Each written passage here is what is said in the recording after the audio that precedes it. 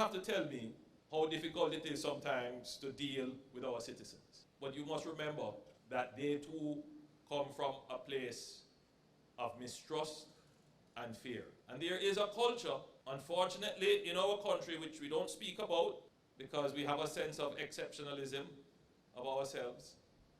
But the truth is, we resist authority. So the police is coming to the citizen with the notion that their authority must automatically be accepted and respected because I wear the uniform.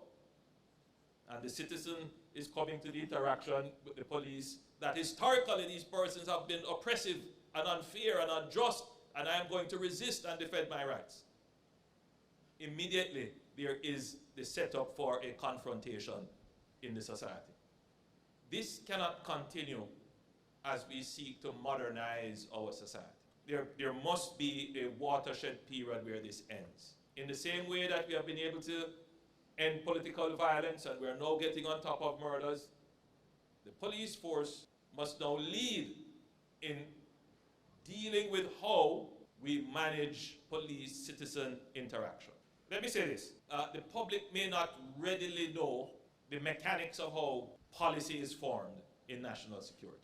Maybe some of the officers here may not know. But there is such a thing as the National Security Council.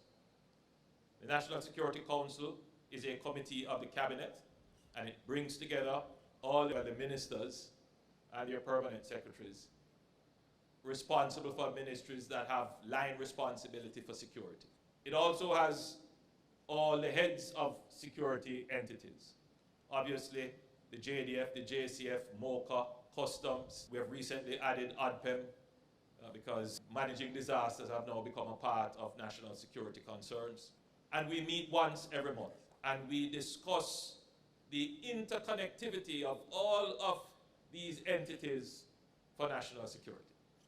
And high on the agenda, repeated on the agenda, I've raised it several times to the Commissioner of Police, is the uncivil interactions between citizens and the police force. I've seen it so often, it is shared on social media, it makes the country look bad, damaging to our image. It is now time that the JCF develops and deploys, along with other stakeholders, a national public education campaign to, I don't want to use the word teach, but that's what it comes down to educate our citizens about how they should interact with the police, and to educate the police as to how they should interact with the citizens. And this will have to be over a 2 or 3 year period of constant reminders until it becomes muscle memory. Because I've seen, as I'm sure all of you would have seen, videos of policemen trying to interdict a taximan, for example. And forgive me, I'm not picking on any one group. But that is one of the highest levels of complaints that you get in terms of police and civilian interaction. Or a vendor in a marketplace, or a traffic stop. And what should be a simple matter escalates into a confrontation. I have had so many letters written to me, and I've spoken on this before. One in particular of a young lady who had an interaction with the police where she didn't see that the police was stopping her. The police pursued her. She panicked. She eventually stopped. And this is a young lady driving at night. She's alone. And the officers came out.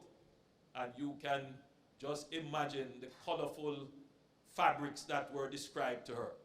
I have had letters written to me about 2 young men driving home. One night they were stopped by a patrol. They wound down their windows to see M16 rifles in their forehead. They're not criminals, they're not being threatened that they could be shot right now and nothing would come out of it. These are things that our citizens experience on a daily basis. I'm sure all of you here who are about to be promoted, these are not things that you tolerate, but you will be leading the men and women who sometimes do these things. You must identify them in your stations, send them on additional training, interdict them, or seek their separation, because where we are now in the development of the country, that kind of behavior cannot continue.